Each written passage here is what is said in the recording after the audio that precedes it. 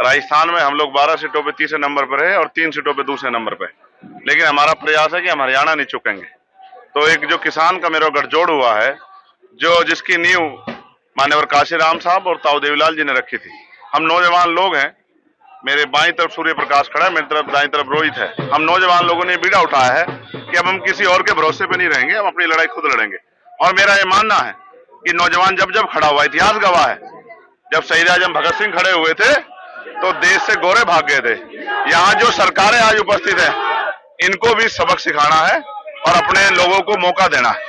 मैं मानता हूँ राजनीति में जिनके पास ताकत नहीं होती वो कोई काम नहीं कर पाते, तो हमें राजनीतिक ताकत हासिल करनी है, किसान कमेरों का भला करना है, नौजवानों का, गांव में रहने वाली महिलाओं को घर तक रोजगार लेके जाना है, बहन बेटियों के सम्मान की रखवाली करनी है और अपनी फसलों पर, अपनी नस्लों पर दुश्मन की निगाह नहीं पड़ने देनी। इस बात की हमें जिम्मेदारी से एहसास है। हम नौजवान।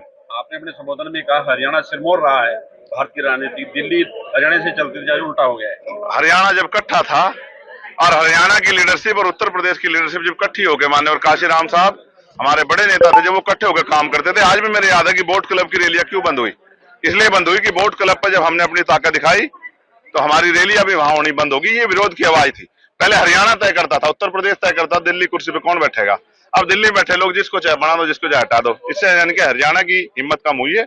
हम हरियाणा की हिम्मत नहीं कम होने देने के, हम हरियाणा में फिर क्षेत्रीय दलों को ताकत देंगे, जिससे कि बुनियादी समस्याओं पे लोगों का ध्यान पड़े। गांव में क्या समस्या दिल्ली को क्या पता, खेत में क्या समस्या दिल्ली को क्या पता है। दिल्ली वालों को तो ये भी नहीं पता आलू ऊपर उगते हैं पेड़ के या नीचे उगते हैं। उनको तो चिप्स का पता है कि पैसे वाले को, कंपनी वाले को चिप्स के पैसे सही मिल जाने चाहिए। तो हमें किसानों को मेरों की परवाह है।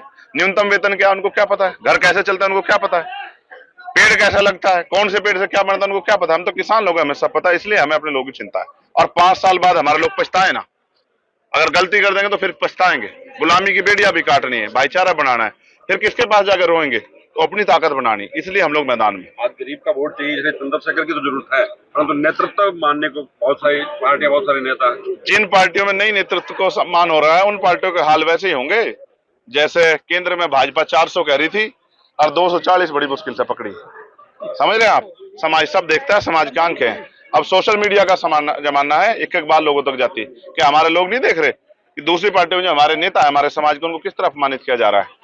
आज जब उनका नंबर आया तो कुर्सी खींच ली गई है, उनको इग्नोर किया जा रहा है। वो हमारी बड़ी बहन है, इसका खामियाजा जो है उन पार्टियों को चुकाना पड़ेगा जो उनका अपमान कर रहे हैं।